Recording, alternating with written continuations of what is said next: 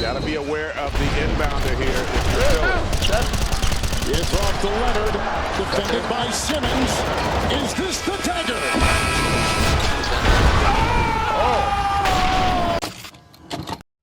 No big montage for this video. We have a lot of concepts to explain and a lot of examples to analyze. Skip to this timestamp if you want to go straight to the basic game analysis. But I bet you have a few questions.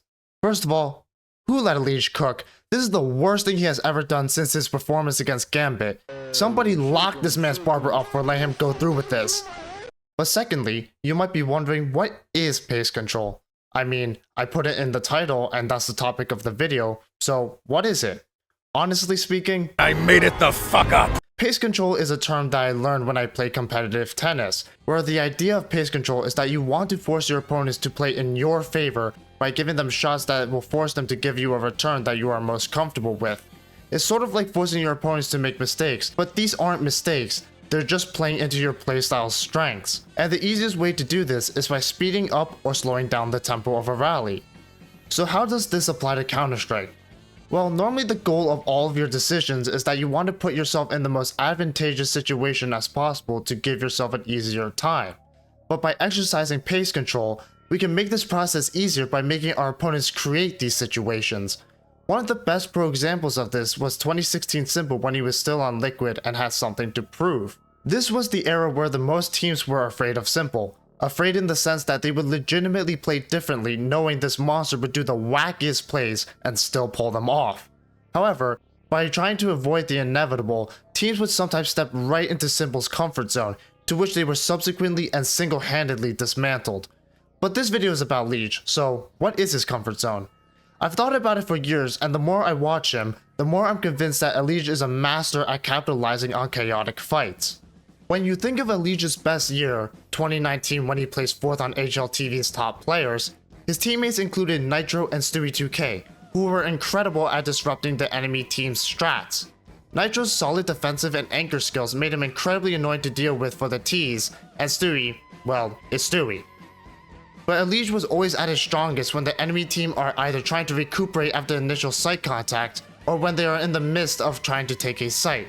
At these points of the game, strats become less prevalent as the teams are more focused on winning their individual gunfights.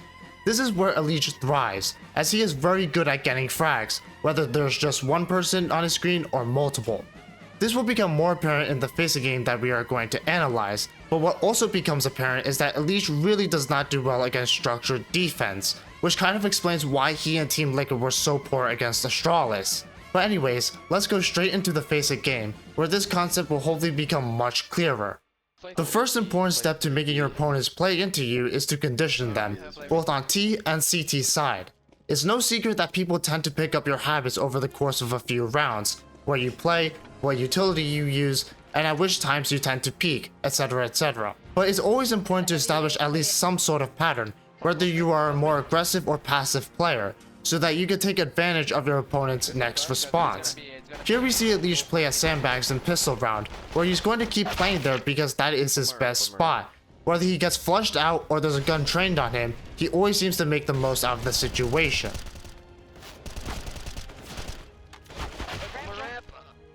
But EliGE is really good at leveraging chaotic situations, so how does this help him if the teams have developed a game plan to kill him sandbags? Well, the idea is not that he's going to try to fight the enemies on their own terms, but rather that he is going to use any form of deviation of his strat to catch them off guard. In the case of EliGE, he often uses aggression to catch his opponents off guard, but you can very much use off angles if you are more defense oriented. Your opponents will always tend to pick the best option when they are trying to solve a problem, so it is your job to use that calculated move and plan for the counter using your best option. Okay, that makes sense for CT side, sticking to a favorable spot and expanding your options from there. But what about T side? You can't just keep rushing or lurking the same site every round. And yeah, absolutely, which is exactly what we see EliGE do to terrible results. On T side, we're going to see constant ramp rushes that are constantly squashed by the CTs one way or another. Now, part of this is not the T's fault, considering that vertical stairs in mid can be really hard to push. But there's almost no adaptation on the T's end. It almost always boils down to straight fights against the CTs, where the T's honestly look lost at times.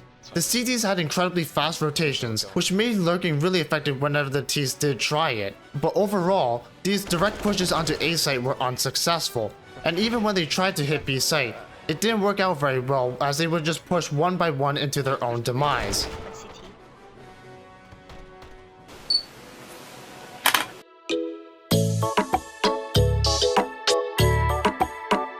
It's only when they deviated from their site hits, such as taking mid or putting a lurker mid, did the Ts find any success. EliGE suffered double since he doesn't take too well to structured setup.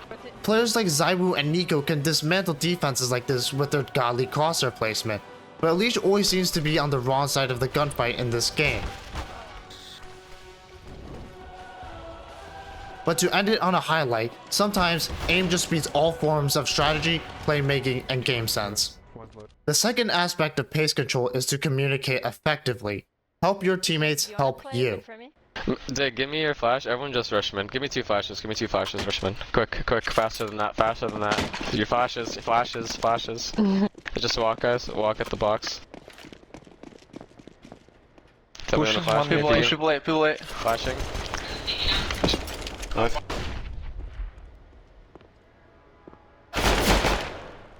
In this clip where EliGE got this insane double with the AWP, you can hear him guide his teammates through the push, where they end up getting caught off guard by a stack. Just walk up, guys. Walk up on the ramp. I'm holding your lane. Just watch yellow. Walk up the ramp. Look at left, guys. Can't be lane. Purple has it. My sandbag. Can you molly it? Now obviously the plan wasn't to lead his team to their demise, but as an unintended consequence of this failed push, EliGE puts himself out at ramp, trying to catch the sidewalk player, where he is now back into the chaotic situation that he is comfortable in, and hits those 2 really nice shots. Don't do this too many times if you don't want your teammates to hate you, but recognizing the opportunity will make you a much better player. Let's look at the CT side, where EliGE almost always holds ramp in one form or another. Now the Ts have been trying to avoid EliGE on A because obviously you would rather not face the pro player on the enemy team, but the mid and B players as a result struggled for most of the game, which prompts EliGE to say, Yellow, just drop me an M4. I'm gonna give you an op. Just hold mid with your op, and then you're gonna feel more comfortable. part of making enemies play into you is making sure that your weak points are covered, which sometimes happens to be your teammates. Again, people tend to play whatever they think is best in the situation, so on Vertigo it's almost always a ramp push, but making sure that they can't just abuse mid or B just makes A all that more enticing, which allows EliGE to get into the fights and thrive. This extends to T-calling, but oftentimes you're going to be calling to enable your teammates rather than yourself. Just run. It's fine. You still will kill him.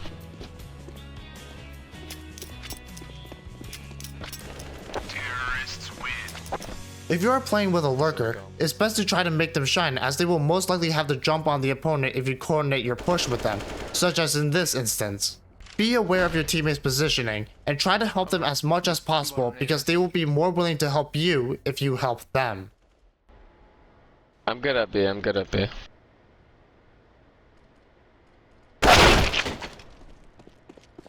One wood at B. Just one. Go double window. The last thing I'll be covering is the topic of rotating on CT side, which often takes you out of your crafted comfort zone into a different situation.